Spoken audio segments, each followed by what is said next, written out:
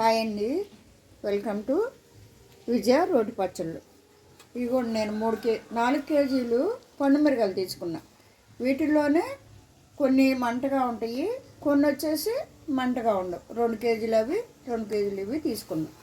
అయితే ఇవన్నీ శుభ్రం చేసిన తర్వాత ఇవ్వండి వేస్ట్ ఇలా వచ్చినాయి. వేస్ట్ అంటే మెత్తగా ఉన్నాయి, ఇలా తొడలు అంటే కొంచెం ఇదైపోయినాయి. ఇవన్నీ తీసేసాను. ఇప్పుడు ఇవి 1/2 కేజీ ఉంటాయి.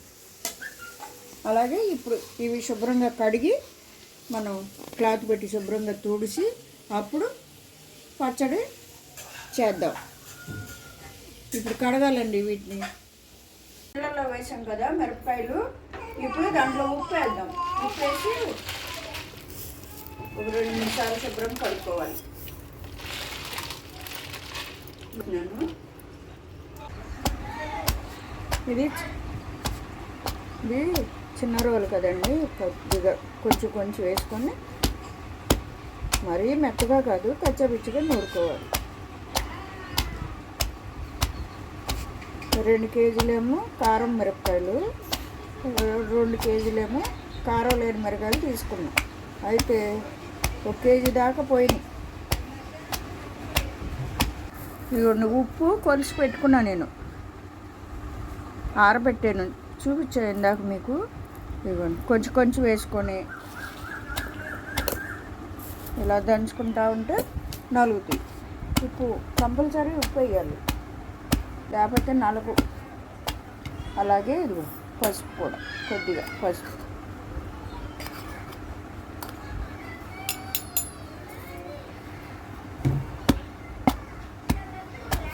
మూడు కేజీలు అని చెప్పే కదండి, ఈ 3 కేజీలు ఇలా ఇదిగోండి ఇలా మెత్తగా నూరుకోవాలి. ఇలా మెత్తగా అంటే మరీ మెత్తగా కాదు, గింజ కచ్చపచ్చగా ఇలా నూరుకొని ఇదిగో ఇప్పుడు ఇది డబ్బాలో తీసేస్తుంది. నూరుకోవాలి, నెమ్మదిగా నూరుకున్నాం. చిన్నగా ఆయిల్ వేసుకొని నూరుకోవాలి.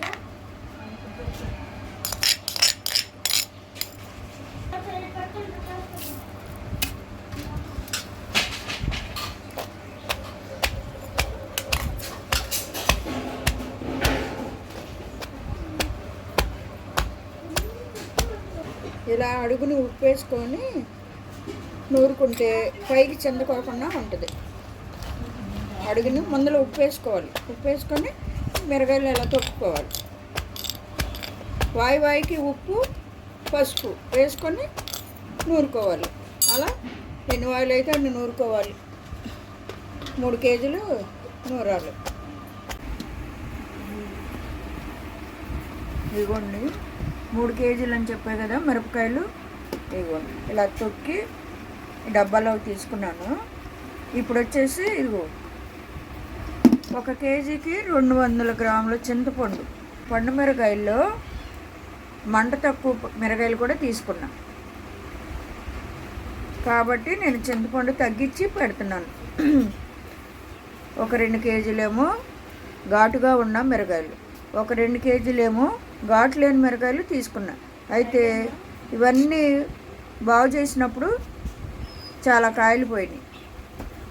అందుకని నేను చింతపండు ఇదిగో ఈ చింతపండు పెడుతున్నాను. ఇంకా తగ్గించవచ్చు. చూసారు కదా, పండుమిరకాయ పచ్చడి ఘాటు లేకపోతే బాగోదు. ఇప్పుడు ఈ చింతపండుని దీంట్లో పెట్టేద్దాం. ఈ తొక్కలు అన్నీ తీసేసి ఎండలో ఆరబెట్టాను, పచ్చడిలో పెట్టేసేయాలి. ఇది 3 రోజుల తర్వాత మనం మళ్ళీ రుబ్బుకుందాం. ఆ 200 గ్రాములు కూడా తగ్గించి చింతపండు పెడుతున్నాను నేను, ఎందుకంటే ఘాటు తక్కువ ఉన్న మిరగాయలు కూడా వేసా దీంట్లో. అందుకని బ్యాలెన్స్ చేసుకొని వేసుకోవాలి. ఇలా కలిపేసేసి ఒక 3 రోజుల తర్వాత మనం మళ్ళీ ఈ పచ్చడిని గ్రైండర్లో రుబ్బుకోవాలి, లేదా రోట్లోనే పత్రంతో రుబ్బుకోవాలి. ఇగో ఇలా నానబెట్టేసామనుకోండి, 3 రోజులకి బాగా నానిపోద్ది. ఇదిగోండి పండు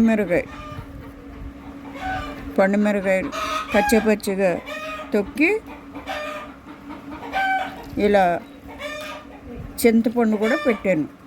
ఇప్పుడు మళ్ళీ ఈ మూడో రోజున మళ్ళీ మనం మెత్తగా గ్రైండ్ చేసుకొని అప్పుడు మళ్ళీ మనం జాడీకి ఎత్తేసుకుందాం. చూసారా ఎంత బాగుందో. ఇది మూడో రోజు. ఇది మళ్ళీ ఇప్పుడు మనం మెత్తగా నలుపుకుందాం. అయితే ఇప్పుడు దీంట్లో కావాల్సిన పదార్థాలు, ఈ పచ్చట్లోకి కావాల్సిన పదార్థాలు మెంతులండి, తర్వాత వెల్లుల్లి, ఇవి వచ్చి 300 గ్రాములు ఒలిసిన తర్వాతే. అలాగే ఈ 100 గ్రాముల మెంతులు తీసుకున్నా. ఇది 3 కేజీల తొక్కు. నేను 3 కేజీల తొక్కు పండుమిరకాయ తీసుకున్నా కాబట్టి ఇగో ఈ మెంతులు కొద్దిగా వేపి దోరగా వేపి పౌడర్ చేసుకుందాం.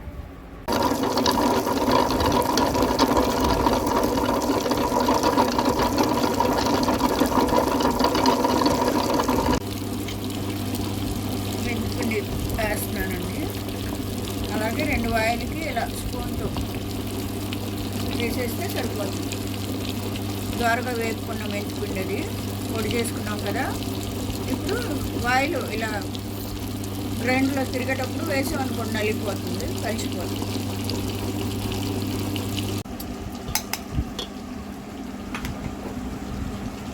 ఇదిగోండి వెల్లుల్లి ముద్ద కూడా పెట్టేస్తున్నాను. అంటే కలిపేయటమే, ఇలా కచ్చబెచ్చగా నూరుకుని ఇలా దీంట్లో పెట్టి. ఇదిగోండి పండుమిరకాయల పచ్చడి అయితే అయిపోయింది. ఇలా నేను మెంతిపిండి 100 గ్రాములు అన్నాను కదా, 100 గ్రాముల మెంతిపిండి వేయలే. ఇదిగోండి కొంచెం ఉంచి గ్రైండ్ ఒక వాయికి 2 స్పూన్లు చక్కగా వేసాను. ఎందుకంటే ఎక్కువ వేసుకున్నా చేదుగా ఉంటుంది కాబట్టి మనం సరిపడా వేసుకోవాలి. వెల్లుల్లిపాయలు అన్నీ చూసారు కదా, ఇలా బాగుంటుంది. అంటే అప్పుడే తిరమూత పెట్టుకొని వాడేసుకుంటే బాగుంటుంది. ఇప్పుడు ఇది ఇదిగోండి స్టోర్ చేసుకుంటున్నాను. నేను దీంట్లో స్టోర్ చేస్తాను. ఉప్పు అన్నీ సరిపోయాయండి. ఇక మనం స్టోర్ చేసుకుని ఎప్పుడు కావాలంటే అప్పుడే తిరమూత పెట్టుకోవటం. వెల్లుల్లిపాయలు కూడా వేసాను కదా, ఇంకా తిరగమూతలో కరివేపాకు, మెంతులు, ఆవాలు ఇవన్నీ ఇంగువ వేసుకొని మనకు కావాల్సినంత ఎంత కావాలో అంత తీసుకొని తాలింపు పెట్టుకోవటమే.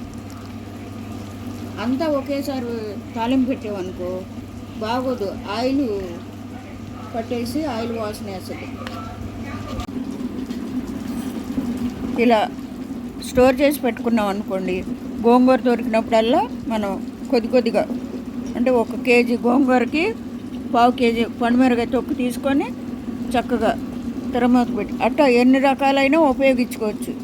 ఈ తొక్కుతో మీరు కూడా ట్రై చేయండి. చాలా బాగుంటుందండి పండుమిరకాయ పచ్చడి. దొరికినప్పుడు అలా చేసుకుందాము. నేనైతే 3 కేజీలు పట్టాను. తిరగమూత పెడతాం అయితే లేదు. ఇలాగే బాగుంటుంది. ఇలా తిన్నా కూడా వేడివేడి అన్నంలో బాగుంటుంది. నెయ్యి వేసుకొని తిన్నా. చింతకాయ తొక్కులో కూడా పెట్టుకోవచ్చు. ఓకే అండి, ఈ వీడియో మీకు నచ్చితే లైక్, షేర్, సబ్స్క్రైబ్ చేసుకోండి. Okay, thank you.